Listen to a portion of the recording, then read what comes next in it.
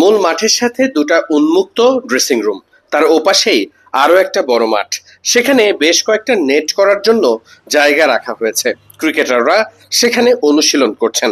একটুখানি ডান পাশে ফিরে তাকাতেই দেখা গেল সেখানে আরো বেশ কিছু নেটের ব্যবস্থা রয়েছে, যেখানে অন্তত আরো 3 থেকে 4 জন ব্যাটার ব্যাটিং অনুশীলন করতে পারবেন। মূল মাঠের চারপাশে অনেকখানি জায়গা রয়েছে।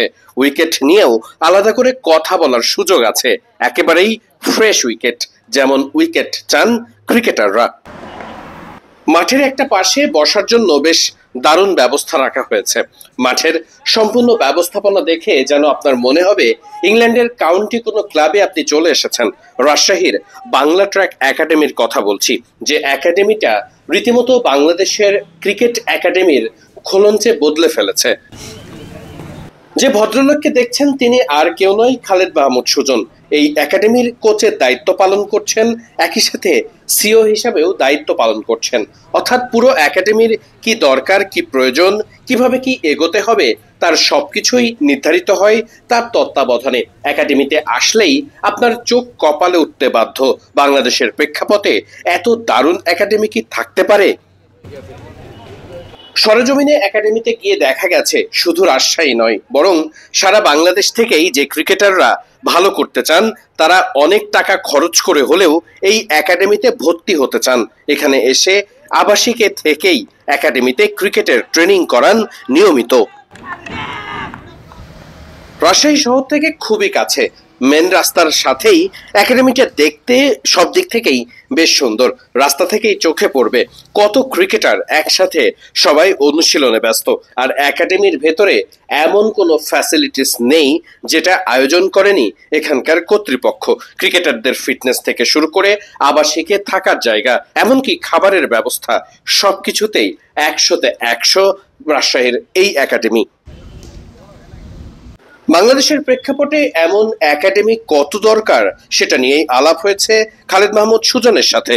হ্যাঁ, এটা রাজশাহী তো আমার সেকেন্ড নো। বেসিক্যালি এটা তো আমি 12-13 বছর হয়ে গেল এই একাডেমির সাথে আমি ওতপ্রোতভাবে জড়িত আসলে। মানে আমি হেড কোচ প্লাস এটা সিইও, তো সুতরাং দায়িত্ব খালি কোচিংয়েরও থাকে না, পুরো অনেক কিছুই থাকে। কোচদেরকে ম্যানেজ করা, সব কিছু করা, ডেভেলপমেন্টের ব্যাপারগুলো চিন্তা করতে হয়। টোটালি আমি থরলি এনজয় করি এখানে আসলে আসলে। কারণ এখানে আসলে আমি অনেক টাইপের প্লেয়ারের সাথে কাজ করতে পারি। এটা 12 বছরের থেকে আরম্ভ করে 25 বছরের ছেলে, বাট বিভিন্ন রকমের, মানে এক একজন এক এক রকমের, তাদেরকে নার্সিং করা, হ্যান্ডলিং করা, মানে আনন্দ আছে একটা। সত্যি কথা বলতে গেলে অনেক আন্দোলন নিয়ে কাজ করি এখানে আসলে। রাজশাহী থেকে তো অনেক ক্রিকেটার এর আগে উঠে এসছে, শান্ত বা যারা এখন ন্যাশনাল টিমকে রিপ্রেজেন্ট করছে। ভবিষ্যতের প্রজন্মের ক্ষেত্রে কি মনে হচ্ছে এদের দেখে যে এরকম আরও ক্রিকেট? আমাদের তো এখানে একাডেমি থেকে হৃদয়, তামিম, তাইজুল, নিহাত, যেরকম অনেক প্লেয়ারই গেছে, ঢাকা টপ ভালো ক্রিকেট খেলতেছে। তো আশা করি যে এখান থেকে মানে আমাদের আরও 2টা 17-এর আন্ডার ন্যাশনাল টিমের 2টা প্লেয়ার আছে আমাদের, 2জন না 3জন মেবি। তো আশা করি ভবিষ্যতেও আরও প্লেয়ার বের হচ্ছে। ফ্যাসিলিটিসটা যে একদমই 100% আমি এটা বলবো না, এখনও আমাদের অনেক ডেভেলপমেন্টের জায়গা বাকি আছে, সেটা আমরা কাজ করছি, চেষ্টা করছি। যে আমি আশা করি যে গত 1-2 বছরের মধ্যে ইনশাল্লাহ আমরা আরও ডেভেলপ করে ফেলবো। মাঠ আমাদের এখন একটা, সেটাকে আমরা, আমাদের একটা পুকুর ছিল সেটা ভরাট হয়েছে মাত্র, তো ওটাকে আমরা এখন 2টা মাঠ করার একটা প্ল্যানে আছি।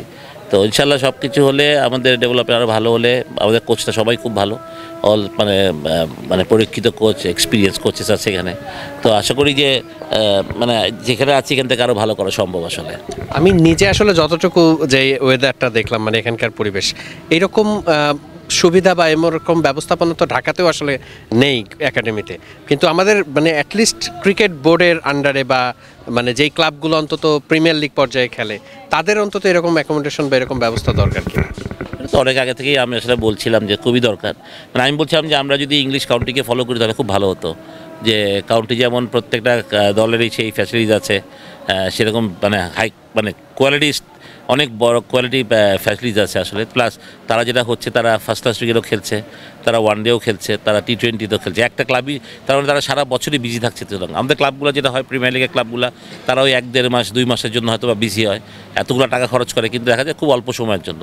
তো সেটা যদি হয়তো যে আমাদের প্রিমিয়ার লিগের ক্লাবগুলো ফার্স্ট ক্লাস খেলতো, 12টা টিম আছে, এখন আমাদের 8টা ফার্স্ট ক্লাস হয়, সেটা যদি এখন বিভাগ না হয়, যদি ওইভাবে যেত, তাহলে হয়তো বা ক্লাব, কারণ আপনি বিভাগের পর্যায়ে কিন্তু ফিনান্সটা কিন্তু বিসিবি করছে।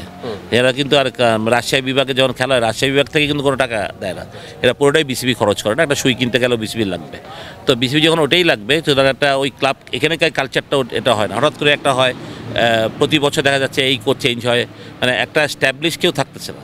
আপনি অথচ কাউন্টি টিমগুলো দেখেন, তাদের কিন্তু একটা কোচিং সেট আপ আছে, প্যানেল আছে, যেখানে 7, 8, 10টা কোচ আছে।